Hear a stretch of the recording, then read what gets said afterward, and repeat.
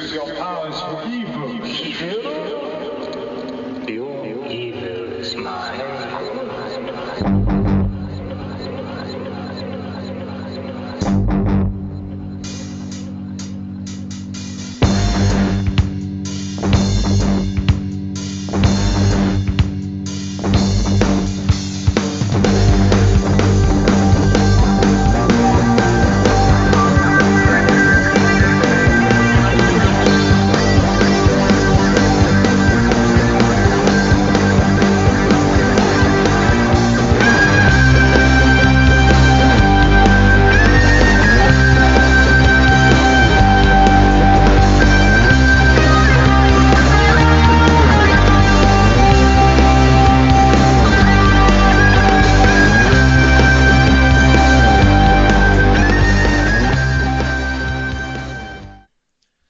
Hello, everyone. Welcome back to Next Stop Everywhere, the Doctor Who podcast. I'm Charles Skaggs, and welcome to episode 105. With me in the TARDIS, once again, everybody's favorite partner in time, especially mine, Jesse Jackson. Hello, Charles. We are here. We are recording on Super Bowl Sunday, and we are here to talk about Doctor Who, and I am excited. Very excited. Yes. So neither of our teams are in the Super Bowl, so Right. what better way to spend the day than talking Doctor Who? Yes. So I hope everybody's feeling the same way as well, even though it's going to be much later for you guys Yes. on your end. But for us, yeah. So this week we're going to talk about we're going to continue our Chris Chibnall retrospective, and next on our list is first we're going to do Pond Life, which is a series of mini episodes that were released in 2012 online. Those were written by Chris Chibnall. And then we're going to talk about Dinosaurs on a Spaceship, the next actual episode written by Chibnall. And so I'm looking forward to talking about this with you. Dinosaurs on a Spaceship is a really fun episode. You'd be hard-pressed to at least not get one smile out of this episode. Hopefully more. So looking forward to talking about this with you, Jesse. So let's dive right into Pond Life. So my segment title for this one is Ood in the Loo. And so this was like I said, it was a series of 5 mini episodes written by Chibnall, directed by Saul Metzstein, who also directs Dinosaurs on a Spaceship. And these were just 5 minutes, 22 seconds in total. And it was released during August 27th through the 31st of 2012. Hard to believe that's almost 6 years ago now. They were released online, but you can get them, obviously, you can watch them on YouTube, but you can also watch them on the Series 7 Blu-ray set. And there. if you go to Amazon, if you're an Amazon Prime member, they are part of the Amazon. If you pick that season, they show as previews. Oh, good. Yeah, So you so- can do it that way as well. So Yeah, save yourself some money if you already have Amazon Prime. Yeah, I had already watched them online, and so I moved in the living room, was going to watch the actual ship, Dinosaurs on a Spaceship, and I was like, oh, it's right here. So, so I watched it again. Oh, good. So before we get into the discussion, so there's at least one notable cast member in these mini episodes, Silas Carson, who does the voice of the Ood. He's basically plays the Ood in most of the Doctor Who episodes that have went on during the Russell T Davies era, and also some other stuff. So yeah, so he was the Ood in the I guess he was in the Impossible Planet, the Satan Pit, and he was also in Planet of the Ood and the End of Time. So he's probably the voice of the Ood that just says, like, Doctor, your song is ending soon, that kind of thing. Okay. And he also played the alien Kudlak in the Sarah Jane Adventures episodes Warriors of Kudlak. And most notably, for you Star Wars fans, he played the Jedi Ki-Adi-Mundi He was the Jedi with the big, long cone head type head. Okay. And he also played Newt Gunray, one of those Trade Federation guys. He was in the Star Wars prequel trilogy, The Phantom Menace, Attack of the Clones, and Revenge of the Sith. So a little trivia there for you. Well, thank you. You're welcome. So these 5 episodes are kind of broken out through various months. I guess this takes place over the course of 5 months. Each episode, like with episode 1 being April, then followed by episode 2 May, June, July, and August. And so, Jesse, what did you think overall about these mini episodes? Yeah, I always love when they do this. When they kind of give us, we're so, we're so hungry for New Who, right? And to get this kind of, this appetizer is great. I loved the little snippets. Seeing both of these episodes we talk about, reminded how much you love, or at least I loved, Amy and Rory together. Right. So the idea of, they were, this was a fairly, I don't know, you're the historian, but it feels like a new thing of, you're not just living with the Doctor, you actually have a life, and then you go and hang with the Doctor is not something necessarily that happened all the time. So I kind of like seeing all of it. Yeah, well, this is kind of like the Doctor seems to be kind of gradually, and this gets brought up in Dinosaurs on a Spaceship, which we'll talk about later, seems to be kind of weaning Amy and Rory off of him. Yes. I think he's starting to realize, at least subconsciously, that Amy and Rory are having their own lives together as a married couple. Yes. And they have their own place now, and so he's kind of like gradually kind of like coming in and out of their lives. Yes, he is. So obviously here he's kind of coming in and out about once a month now, as opposed to just them traveling constantly together like they used to. And then at the end, in episode 5, we have Amy, which kind of leads into Asylum of the Daleks, where it seems like Amy and Roy are having problems, and which we get more of in Asylum of the Daleks, and that she's kind of regretting that the Doctor's not there for her. Yeah, where are you, Raggedy Man? We need you, I need you. Was a really nice payoff. Them getting used to having a butler, because they're basically an Ood shows up, and just happens to be there inside their bathroom, and this is where we get the Ood on the Lou line, and so the Ood ends up like essentially being like their maid and cleaning up around, and they're their servant, and I guess Amy and Roy aren't quite sure how to deal with this, but the Doctor's just like, no, the Ood, that's how they are, just let it happen. Yeah, and Amy embraces it quicker, Rory being such a kind soul. Right. I don't know if I just shut up and eat your breakfast, Oh, good coffee. Yeah, very funny. Yeah, so that's pretty funny. Mm-hmm. Yeah, there's not a lot of depth to it. It was, I remember at the time, happy to see New Who. I loved seeing Amy and Rory. And then the ending with, Rory, it looks like being kicked out. They look like they're fighting.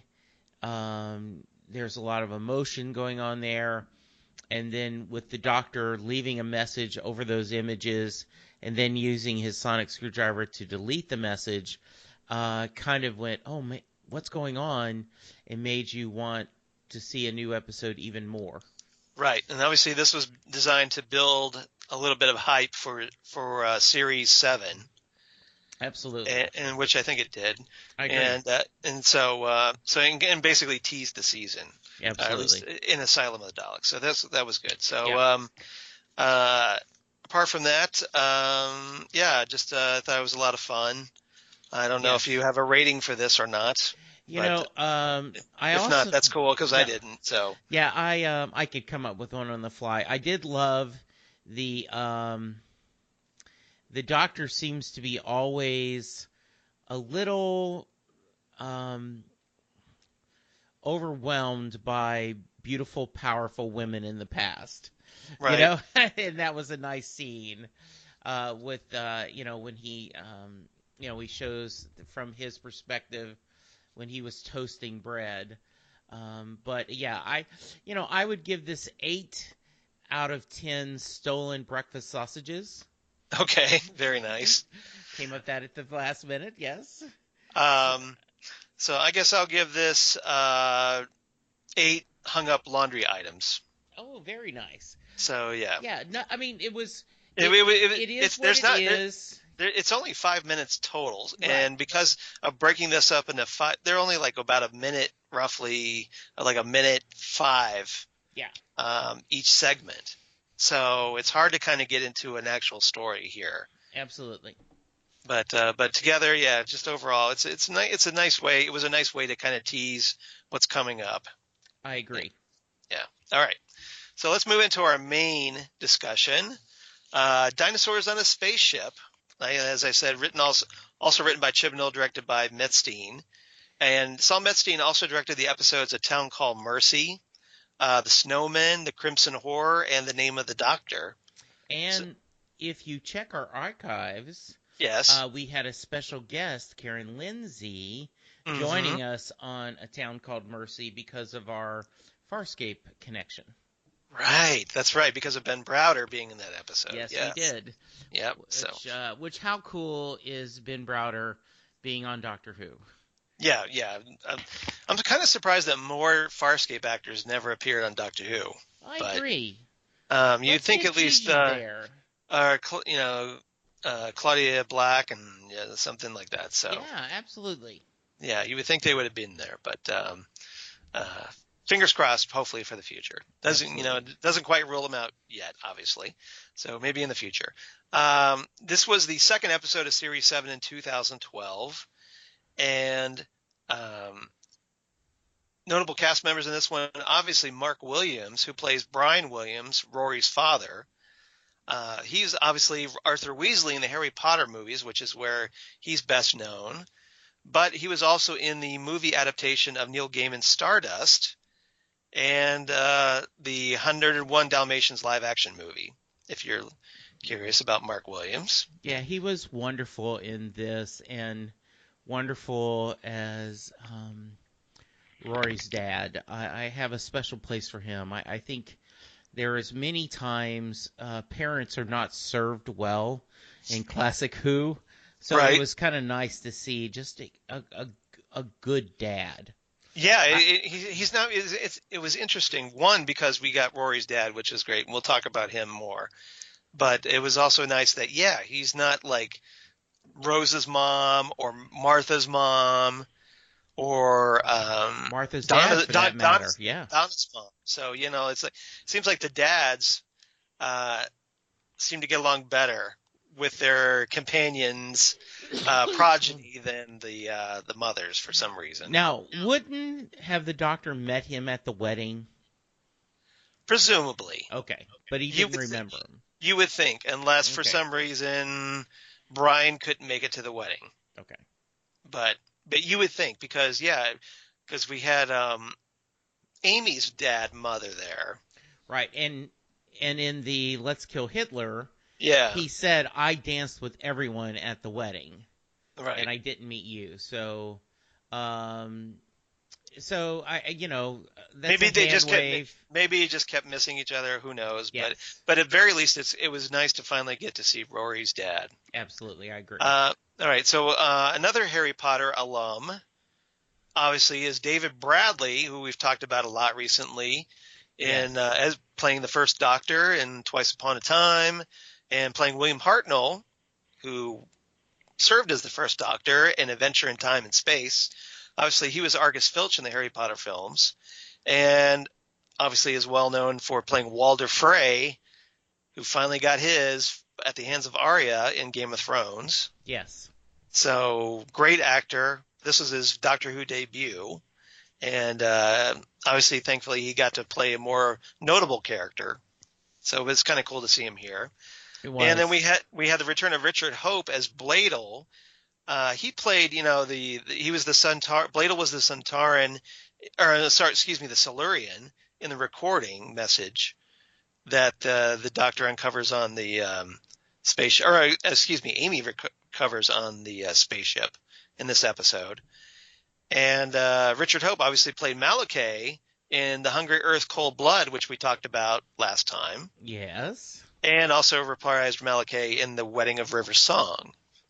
So. Oh, nice. Yeah. So even though the character was killed off through that whole big merged time era, timey-wimey stuff, then they got to bring Malachi back for an episode. So yeah, good. So apparently, he's like the Dan Starkey of Silurians. He gets to play all the Silurians. All right, so let's dive right into the first topic. My quote for this topic. Did you cover the Adam Quatermain type character? No, I didn't. No, Okay. I know. Yeah, that's true. Yeah, because the John Riddle. Yes. The actor who plays him, I don't have his name here. I should have this. I'm Do you looking have it up. I'm looking it up as we talk. But I know that he played the inspector on Sherlock. Yes. So yes. Yeah. In fact, I recognized He was him he right was away. he was Lestrade on Sherlock. Yeah, and so I should know his name. I don't know why I don't, but I don't. And keep talking. I'm looking That's it up. that's okay. Yes. So yeah, let's see here. I'll just look it up real quick here. Robert Graves. Oh, thank you, Robert Graves. Yeah. Excellent. Good. I love him in Sherlock, and I thought he was really good in this. Yeah. I'm sure we'll get to more of that, but We will. Okay, good deal. Yeah. So the way I'm going to break this up, we're going to talk about first topic. What sort of man doesn't carry a trowel? And this is the Dr. Brian Williams and Rory Williams, because they get kind of paired together in this episode. So I thought it'd be good to break them up that way. So let's talk about the Doctor, who ends up scooping up Amy and Rory because he's all like in a typical Dr. Tizzy about hey, let's go off on this adventure and stop this spaceship which is approaching Earth in 2367 and is going to be shot down by the Indian Space Agency. So hey, I've got myself a team, a gang. A gang. A I gang. love having a gang. Yeah, I never had a gang before, so really, and which consists of course Nefertiti from 1334 BC Egypt, and the aforementioned John Riddle from 1902. And in the process of scooping up Amy and Rory, well, he materializes the TARDIS around them and ends up scooping up Brian Williams as a result.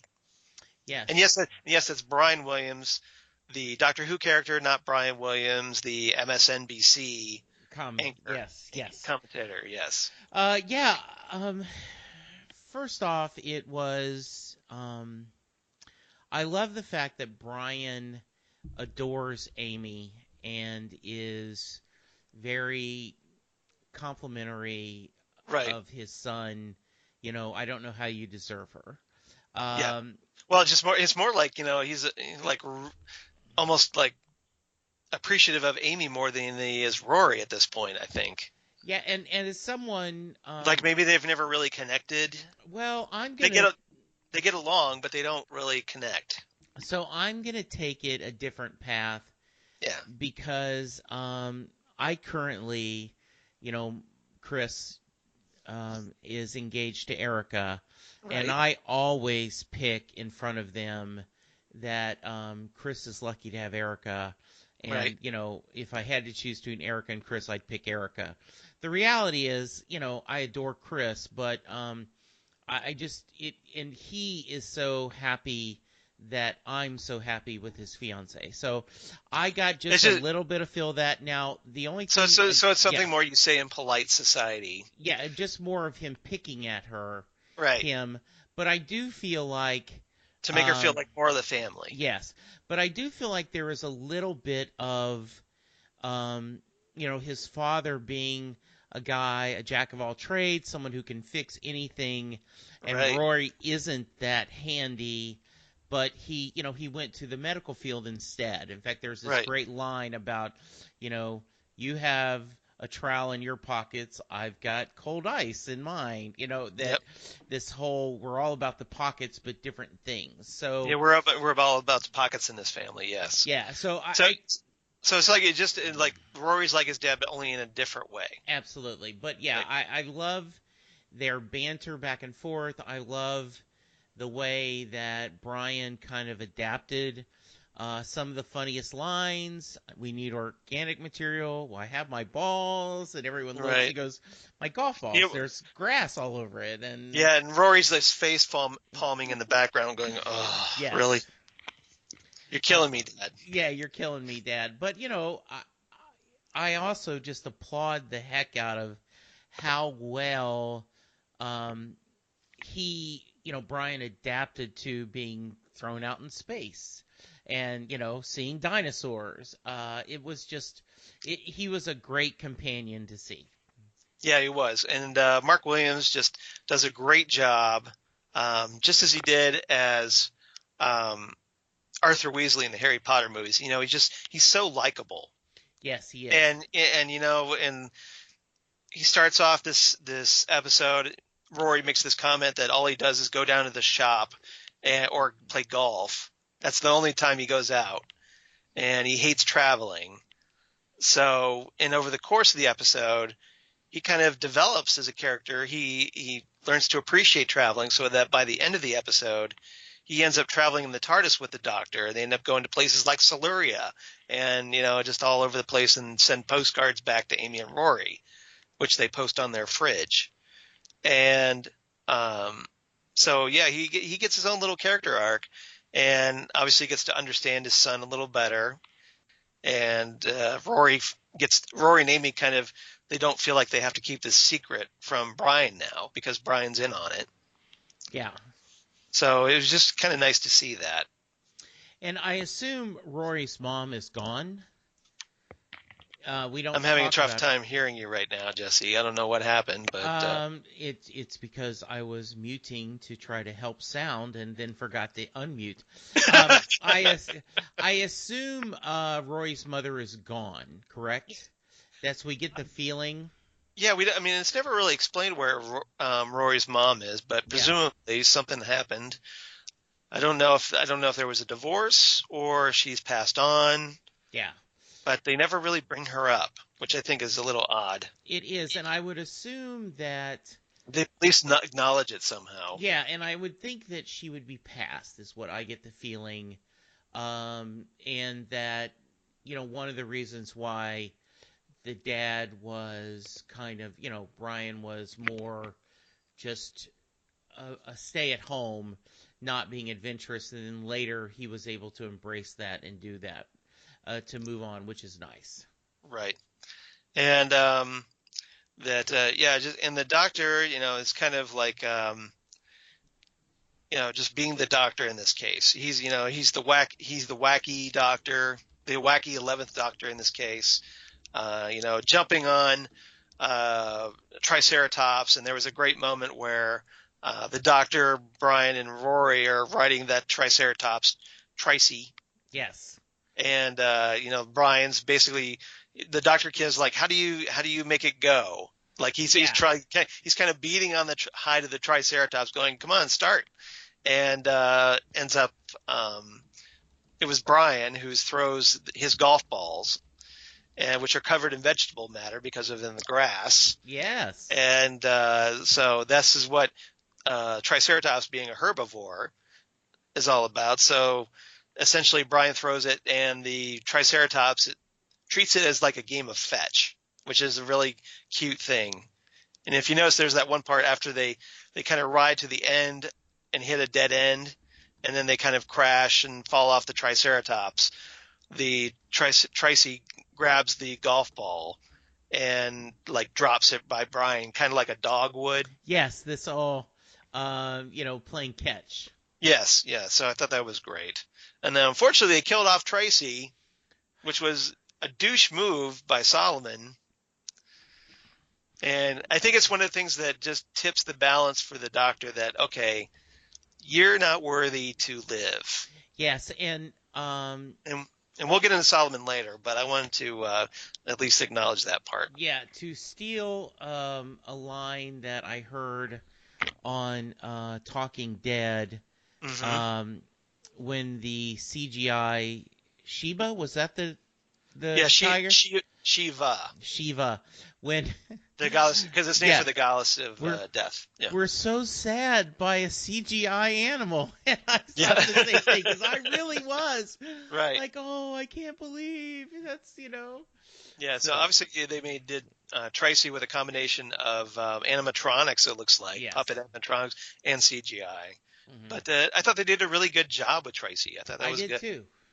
I thought that, for a TV budget, especially Doctor Who, you're kind of surprised, but they did a pretty good job with the dinosaurs in this episode. Yes, so I agree. Because we get to see like pterodactyls and raptors, velociraptors, and it's basically like Jurassic Park / World on a spaceship.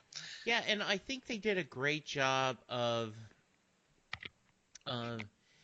partly because it's very dark, right, in the spaceship, so that I think helped. Yeah, because you could do shadows and kind of hide some of the effects and make it look a little smoother. But it was good. I was very happy to see them. Yeah, it was. All right, so let's move on to our next topic. Let's see. I will not have flirting companions. And this is Amy, or Queen Amy, as she likes to be known in private. Just don't tell Rory. Amy Nefertiti, Queen Nefertiti, and John Riddle, who kind of get paired together. And and again, this was like Amy gets her own companions in this episode. Yes, she does. She essentially gets to act as the Doctor to them, which I thought was really interesting. So I want to get your thoughts on that. I loved these companions. I thought they were really fun, had their own personalities, some nice banter back and forth. Amy telling them, I don't want flirting companions because it's very clear, even though they're back and forth with each other, it's they are flirting. It was great. And there is a whole, I love when the show very strongly shows that the Doctor has all kinds of adventures that aren't filmed, that we do not see. He has adventures all the time, because like the guy going, you were going to get licorice. We had 2 dancers very upset, not that I couldn't handle it. And then the Queen going, you've helped me rule now that Egypt, so. Yeah, well, we find out at the beginning of the episode that the Doctor saved 1334 Egypt from giant alien locusts. Yeah. So, obviously he has off-screen adventures we don't get to see. Yeah. You don't get to live hundreds and hundreds of years, thousands of years, and not have those adventures off-screen, which is great because obviously with things like books or Big Finish, that it helps kind of like, hey, there's room here if we want to explore this particular era of the Doctor that, for whatever reason, we don't have Amy and Rory around. And we get to kind of see the 11th Doctor in a solo adventure. Absolutely. Doing something. So, Nefertiti and John Riddle, it's kind of interesting because John Riddle is essentially like you would expect like a early 20th century, kind of chauvinist, but more just like an arrogant game hunter. Yeah. And as a result, Amy's, constantly getting on his case about like, hey, you could use some like education about, women and stuff like this. But at the same time, he's kind of being all like Mr. Machismo, and to kind of impress Queen Nefertiti because he feels she's into strong guys. And there's actually a little bit of that attraction that we find out is the case. Yes. Because they end up kind of together at the episode's end. Absolutely. So, but interesting, like John Riddle, like they kind of play up the fact that you would expect him to be just blasting away with guns, but he uses a stun gun in this episode. He doesn't really kill anybody. No, he didn't. There's a scene where like he and Amy are fighting off dinosaurs, but they're just essentially tasing them. Yes, because the doctor said, "Don't do this." Right. Well, for one, it's like the dinosaurs are just innocent beasts. Yes, absolutely. Creatures. So they're just being themselves. It's not like they have some kind of ulterior motive like Solomon. Yes. But interestingly, he gets on the doctor gets on John Riddle's case, but then ends up doing what he does to Solomon at the end of the episode, which we'll talk about. And so it's like, the doctor's kind of being a little bit of a hypocrite here, where Riddle's concerned. Yeah. Or don't you see it that way? No, I do see that. I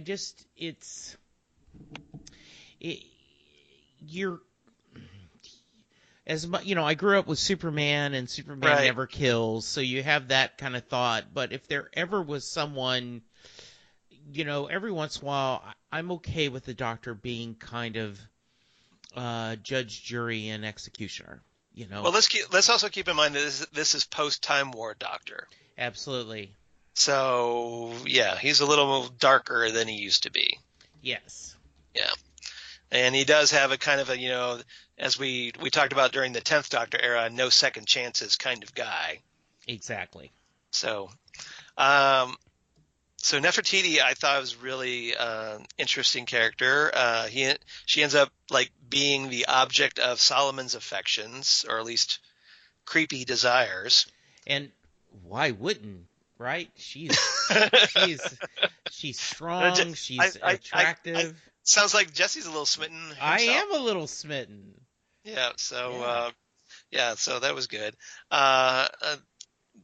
Just enjoyed it. I loved seeing Amy as essentially like a pseudo doctor in this episode. She's the one that's kind of like going up to computers and talking about, hey, I know I've learned that, when you go into a room, start pressing buttons, and, just that she's essentially the one kind of driving the story. And Nefertiti and John Riddle were essentially the expository, like what does this do, Doctor, type of companions, which I thought was great. Yeah, I agree. And so it was a really good dynamic, I thought, and it gave Amy a little more of a chance to shine more than she might normally, which I thought was good. Yeah. All right, so our last topic, as we've been teasing, is Solomon with the quote here. I want to give the lizards wouldn't negotiate, and Solomon, as we find out through the course of the story, essentially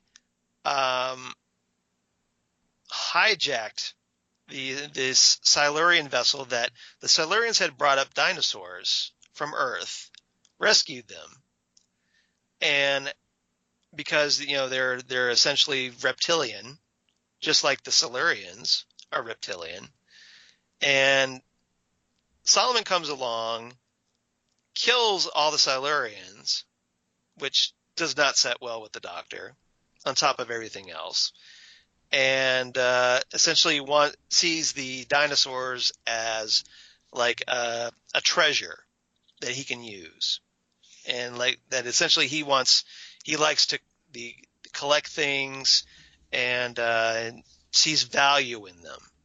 Yeah.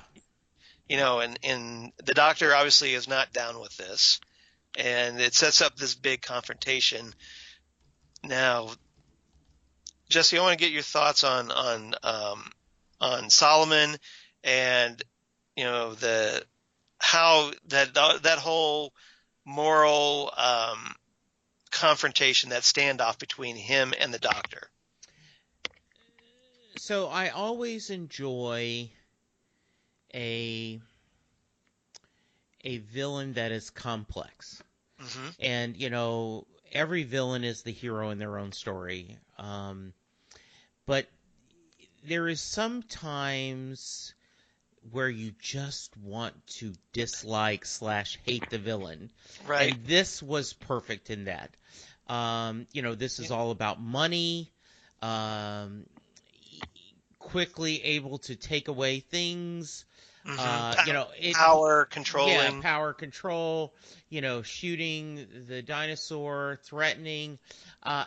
It just a great role for David Bradley. He's just evil, and I love that the end. You know, he kind of brought his own. You know, often the Doctor gives them a chance, like with the Family of Blood, right? Or am I getting right? Yeah, you know, where he says, "Okay, I'm offering you a chance," and they refuse it, and that's when he puts them all in these bad places. So he doesn't offer a chance this time because he's had his chances many times, Solomon, and he's just not worth it. Well, you know, like when the Doctor first meets him, he's all wounded because I guess presumably like the raptors or something got a hold of him, chewed his legs off or something, and so he's kind of stuck there, wounded, and the Doctor kind of patches him up. So how does Solomon repay him? By essentially like saying, well, hey, I think Nefertiti's really hot. I'm going to keep her. Yeah, because she's worth a lot of money. Right. Yeah. And, you know, on top of the dinosaurs and the fact that, you know, when the Doctor finds out that Solomon killed a bunch of Silurians to get those dinosaurs, then it's just like, okay, that's it. You know, you and me are donezo here. Like I put my best foot forward with you. I tried to, you know, like I came to you. I tried to help you. And this is how you're reacting. Yeah. And the other thing is, you know, he did not, you know, he didn't want to, he had no guilt. You know, right. The lizards didn't, you know, the lizards did not negotiate, which kind of is this horrible... They're referring to the Silurians, Yeah. Yeah, it's almost like he's just so dismissive that, you know, hey, well, it's their fault because they wouldn't negotiate with me. Yes. This arrogance that, you know, like, hey, maybe not that I'm doing something wrong, it's their fault. Therefore, they had to die. Yeah, absolutely. And yeah, I just the Doctor just is not really feeling this, and he sets Solomon up to be ultimately blown up by these missiles that were originally targeting the spaceship with the dinosaurs as it approaches Earth orbit. But Solomon goes off and kind of like his own ship is like an escape pod or whatever, and then it's the Doctor redirects the missiles knowing that they're going to go after Solomon's ship and blows it up. And so he's done. Yeah. And the Doctor doesn't seem terribly upset by it. Very interesting, the Doctor being scanned and no record. Right. Well, this is one of the things that we found out in Asylum of the Daleks, the previous episode, because the Doctor felt that he was becoming too big. That he was too widely known. So he kind of like, over the course of we don't know how long, off screen, goes through the motions of trying to erase himself from history. Yes, absolutely. So that he's essentially more of an enigma. That, you know, people don't know who this guy is. Absolutely. So, but yeah, that was interesting to bring up, and you know, I'm kind of glad they kind of followed up from Asylum of the Daleks, that kind of continuity. I do too. I thought that was really nice. Yep. Yeah. All right. Anything else about this episode before we move on? Nope. I have nothing else. All right. You got any favorite quotes from this episode? There's a number of them. I would hope so. Yes, there are. I do have one of the things, and And Charles, one of the things that when you're in different moods, you want different kinds of foods, or you want to listen to different music.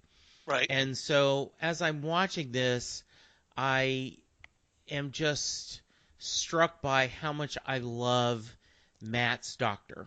And I love the kind of manic, going 10,000 miles an hour.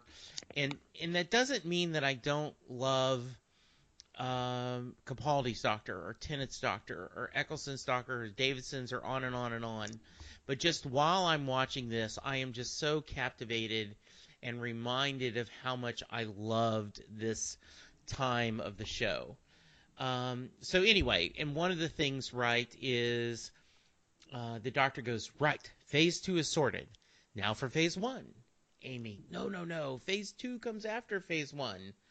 And the doctor, humans, you're so linear. Shine a torch in here. What are you doing? Mixing my messages. And that you're so linear. The idea that, he thinks definitely as a Time Lord, not in ABC, but A, F, D, Z, Y.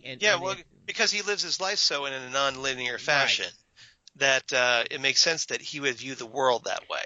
Absolutely. Yeah. How about you, Charles? One of the exchanges I liked between Brian and the doctor was where Brian's kind of trying to get a handle on things. He's like, a spaceship driven by dinosaurs. And the doctor replies, Brian, please, that would be ridiculous. They're probably just passengers. Yeah, I like that. That was good.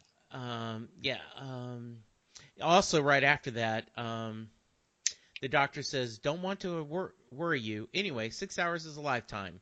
Not literally a lifetime. That's what we're trying to avoid. And we're really clever. Ooh, let's see what we can find out. Yeah, that's good. Yes. I liked another exchange between Brian and the doctor where Brian's like, are those pterodactyls? And the doctor replies, yes. On any other occasion, I'd be thrilled. Exposed on the beach, less thrilled. Yeah. We should be going. Yes. Yeah, I like that. The doctor goes, parallel pilot compartments, bioconfigured, need 2 operators of the same gene chain. That's why Solomon couldn't change the ship's course, and neither can we. And then Brian raises his hand. What? We can, me and Rory. We must be the same gene thingy you just said. The doctor goes, Brian Pond, you are delicious. I'm not a pond. Of course you are.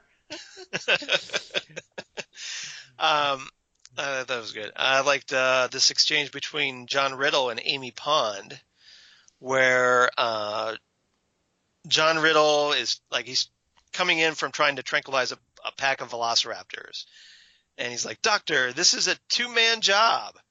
And then he sees Amy pick up a tranquilizer gun and goes, "And what are you doing?" Amy replies, "I'm easily worth 2 men, but you can help if you like." Yes, I love that one.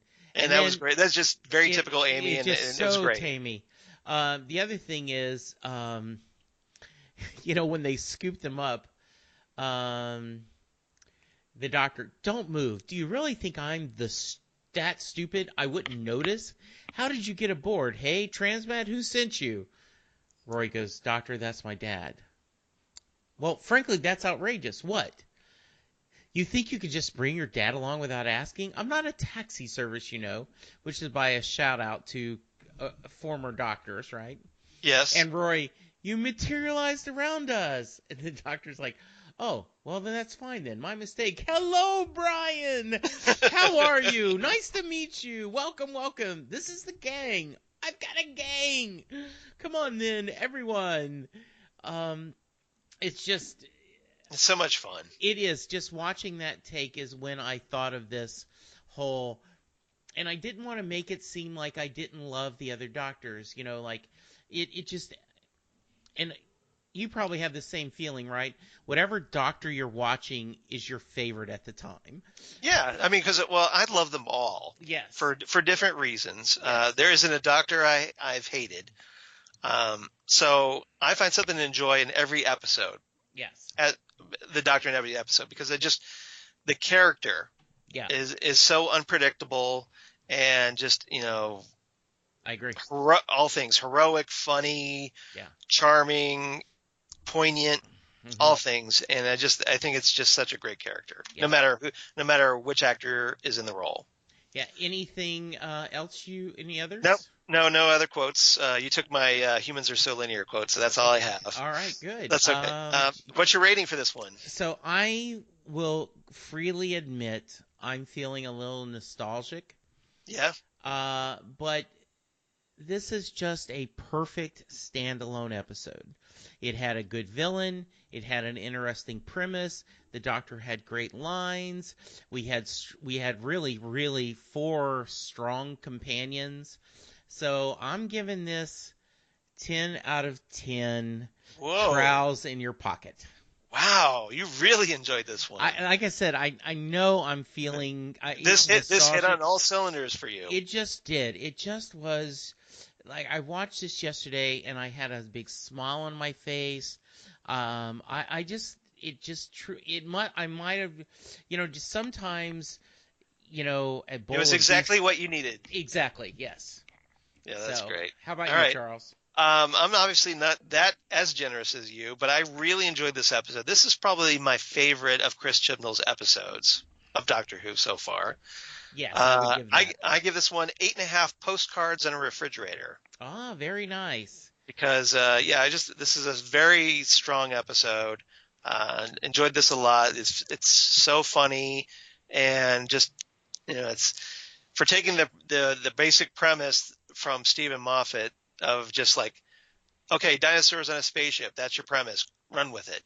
Well, and this also tells me that we have seen that Chris Chibnall can write a funny Doctor.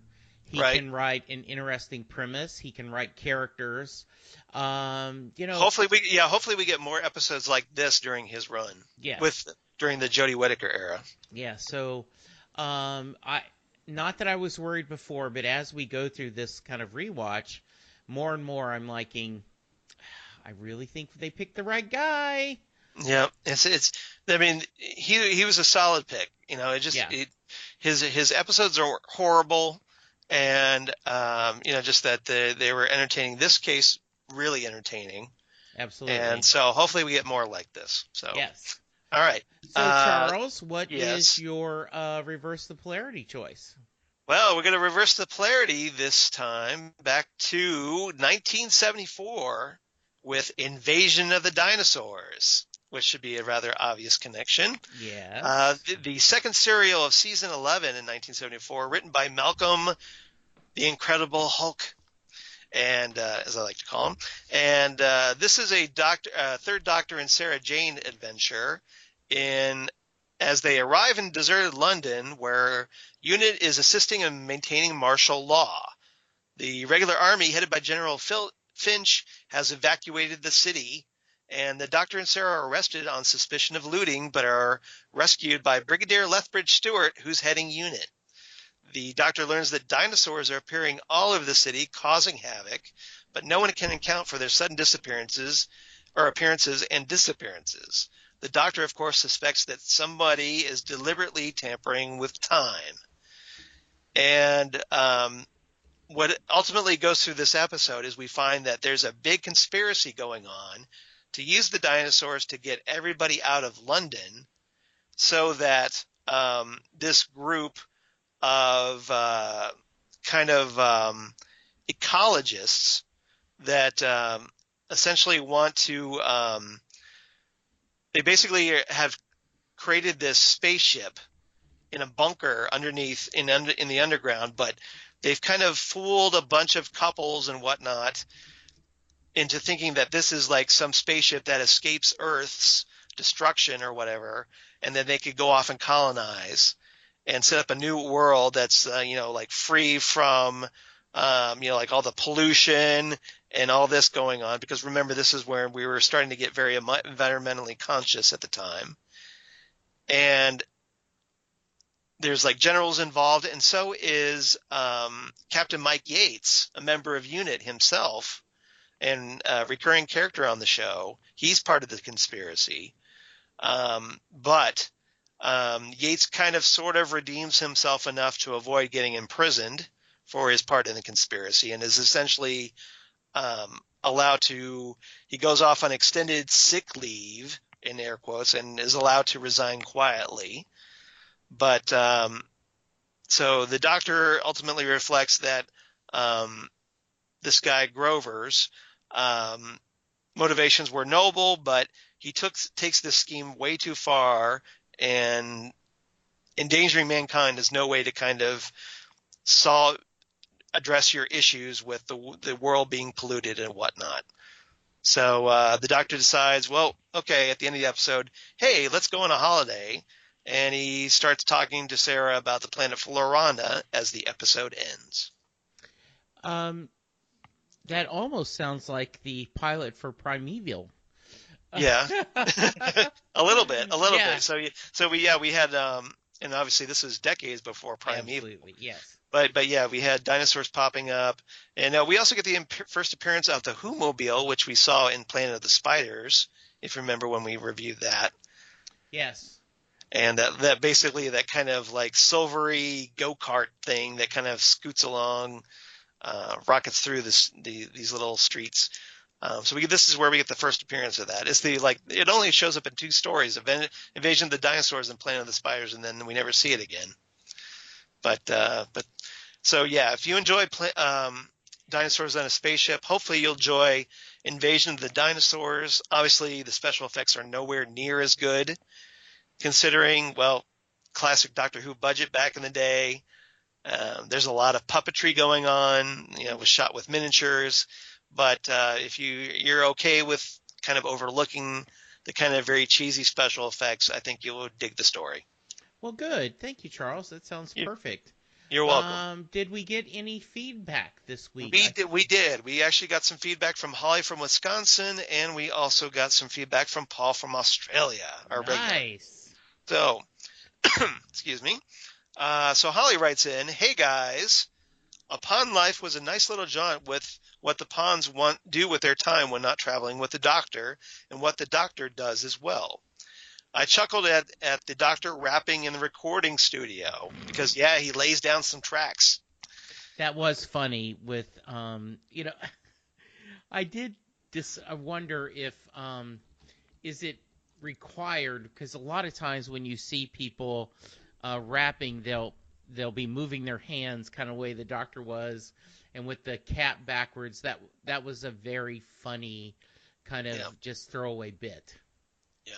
Not exactly keeping a low profile, though, if he's laying down some tracks in the studio, but okay. Oh, well. So Holly continues, "Plus, what is it with the Doctor and high-profile female figures?" As in probably referencing Nefertiti. Absolutely. Amy and Rory need a deadlock seal on their bedroom. The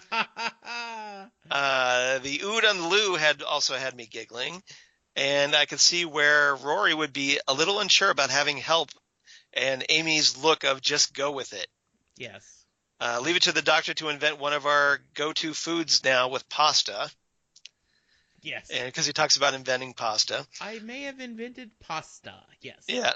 The end of Pond Life with Amy and Rory's relationship on the edge because of what's happened, because of the Good Man Goes to War episode is making itself known. I don't know if it was because of A Good Man Goes to War.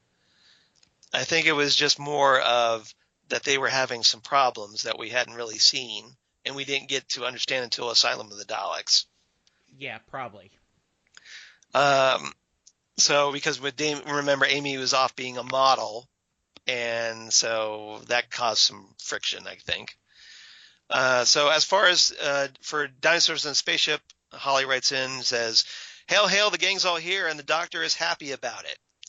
Along with the dinosaurs, I really love Rory's dad, Brian, in this. He isn't fazed by too much and what he sees, and I think that he should join Wilf in the category of elder companion." Ooh, good point. I kind of like that. I do too. That they can talk to the Doctor and he to them and not really have to worry about being judged. I do agree with Amy letting sleeping T-Rexes lie. Yeah, that's probably a good idea. The doctor's joy about not having a Christmas list had me grinning. For the record, I also have a Christmas list. Yes, I did love that. I'm 31. I don't have a Yep. Christmas list anymore. I do. I do. Yes, just like That hey. was basically me going, I do. Yeah, exactly. It's like I have a list. Yes. Yep. The doctor's let's see, another tie into the Silurians with the infosphere that Amy found. Awesome job by the comedians Mitchell and Webb, who voiced the robots. Yeah, we didn't bring that up, that a couple of British comedians voiced those robots. Okay. They were funny. Yeah, so they do this show, a Mitchell and Webb look, I believe. So, in another language that the doctor can speak, Triceratops. Well, hey, you remember the TARDIS translates, so yeah, he can speak. He does. All that stuff. Another stellar performance by David Bradley, this time as the Collector Solomon. Yeah, he's essentially kind of like the Collector in Guardians of the Galaxy, if you're kind of looking for a good comparison there. He is. That is very well done. And I forgot how enjoyable this episode was. It's been a few years since I've seen it, and I remember liking it when I first saw it. I'll wrap it up here. Holly from Wisconsin. So thank you, Holly. You're awesome as always. Yes. And Paul Beck writes in, Paul from Australia. Hi, Charles and Jesse. Really enjoyed watching Pond Life. The doctor certainly gets up to mischief when he has no companions with him, doesn't he, though? Well, he also gets up to mischief with the companions. I like how the doctor keeps dropping in on Rory and Amy as they try to live an ordinary life. And it sets up well the season that would follow, with Amy wondering where her Raggedy Man is. Yes. As for Dinosaurs in a Spaceship, this is such a fun story. I really enjoy everything about it. So everybody seems to enjoy this story. A lot of people do, at least. You have everything in it. Dinosaurs, Silurians, kind of. Nefertiti, Rory's dad, Brian, great robot banter, and a vile villain. Smiley face. Once again, Chibnall delivers a fast-paced, witty story that also packs some emotional punches. Poor Tracy. I know, right? Yes. Poor Tracy. Tracy got a raw deal in this episode. I also love the end scene with Brian sitting on the TARDIS doorstep observing the Earth below. Yeah, wasn't that a great scene? You know, I meant to be that my ranking of, 10 out of 10 drinking teas sitting on the porch of the TARDIS, but I forgot. Yes, that was such a great scene where he's sitting there with his tea. He's just sitting there having lunch and watching the Earth, which is just like an amazing way to have your lunch. Yes. Just sitting there, just an Earth orbit, just looking down, and and I think it's kind of like you have the Doctor and Amy and Rory kind of watching him, appreciate this. This reminds me, I had a friend for a while that his workplace was across a minor league baseball field. Right. And on his lunch hour, he would go buy a outfield ticket and a pretzel and spend his lunch hour watching minor league baseball. Maybe you remember that guy. He's a good guy. Hey, guys, haven't figured out, Charles used to do that. Yes, I did. Once back in the day. Which I always thought was just so cool to do. Yeah. Thank you. Yeah. It's such a beautiful scene with full of questions for each of the characters' futures, which you had the Doctor kind of looking wistfully about the subject of Amy and Rory possibly leaving him. It's soon, I think. I also laughed at the Doctor's joy of having a gang, and Amy lying about being a queen. And who wouldn't smile at a golf ball fetching Triceratops? Yeah. Probably the only niggling problem I personally have with the story is the Doctor's premeditated action against Solomon at the end. Yeah, that's kind of controversial. I'm trying to think of another story where he acts so callous. How about the Christmas Invasion, where the Doctor takes that Satsuma and essentially drops that Sycorax after saying no second chances. Yeah. So he's very callous about him dying. What did you think? Or it seems. Let's see. I mean, you can't blame him, and he did give Solomon chances to stop his actions, but it still seems a little out of character to dispatch him the way he did. Maybe. What do you guys think? Well, we kind of talked about that. I'm of two minds about it. So yeah, it's understandable to be that way because you want your doctor being the hero, but sometimes the bad guys kind of deserve it, and the Yep. doctor doesn't exactly have, he's not under any legal obligation, so he can exact vengeance as he wants, really.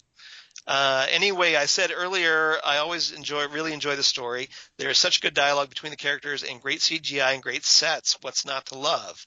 Kindest regards always, Paul. P.S. I didn't realize that the new Shada hadn't been released in the U.S. Hadn't been released yet. I picked up the Blu-ray a couple weeks ago. I really enjoyed it. Sure, it's a bit slow compared to today's standards, but it's of its time and well worth a look as it's finally completed properly.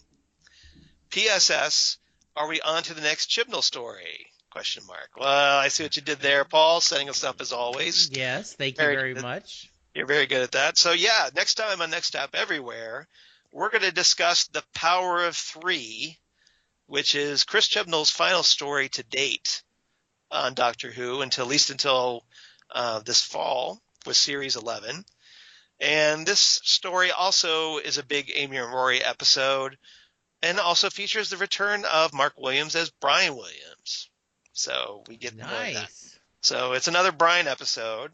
So that's a good sign. It is. And this was a pretty enjoyable episode. So I'm kind of curious about your thoughts, and we'll find that out next time on episode 106. So stay tuned, everybody, for that. Very nice. Yes. So, Charles, yes. I do have a quote, as always, but before we do that, tell us, how can we find you on this interweb, or how can we find the show first? Well, first, you can find the show, of course, if you haven't already, because, you should, at Next Stop SMG on the Twitter machine. Don't forget the SMG for Southgate Media Group. You can also reach us if you want to email us like Paul and Holly did. You can drop us a line at nextstopeverywheresmg, don't forget the SMG again, at gmail.com, and we will be glad to read your letters and emails on the air here on Next Stop Everywhere, just as we did. And you can reach us on Facebook at Next Stop Everywhere, the Doctor Who podcast. So please like and follow us on Twitter and Facebook. That helps us a lot. We're, I think, at close to 170 likes on Facebook. Obviously, we'd like to get to the mighty 200. So anything you can do, please let your friends know about us if you're already liking us there. And help us get up to the mighty 200. We'd appreciate that. Absolutely. And otherwise, you can go on iTunes and download our episodes there, or, of course, other places like Stitcher or Libsyn, if you're so inclined. And that's always great. Hopefully you're doing so already, because obviously you're listening to us, so one would think. But so you can support us there as well. And also you can support our Southgate Media Patreon. That would be nice, because that helps keep the lights on here at Next Stop Everywhere. So help Rob Southgate, our editor, and support Southgate Media's Patreon group. Yes, and page. If you can let us know that you supported Patreon, we will first off invite you to join us on a episode if you want, but you also can get a unedited version of Charles and I talking all the behind the scenes backstage stuff where he and I are cussing at technology. Colorful metaphors, but yes. I don't know why you'd want to listen to that, but if you're in the mood for that, go right ahead. What's funny, right? Is like, is that an incentive to give? Yeah, that might be a disincentive. I don't know. I don't know. Yes, absolutely. All right, Jesse, where can they reach you on the interwebs? Well, I am at the Twitter machine at Jesse Jackson DFW. I can be heard on Set Lusting Bruce, my podcast about Bruce Springsteen fandom. Their most recent episode was me sharing my story of going to see Bruce on Broadway. Nice. Coming up this week, the two guys from the Great Albums podcast joined me, and that was a lot of fun. I am on Facebook at Jesse Jackson in Louisville, Texas, and, on Instagram and those other things. Charles, I Yes, would yes. like you to, I want to put in a plug about a certain blog that you will discuss in a minute, but when I went to lunch this week with friend of the show, Ken Schaefer, Yes. he said Hi, that, Ken. he said he was reading one of your blogs and Yes. a character named Ghost he had never heard of. Right. Who's going to be Ant-Man and the Wasp?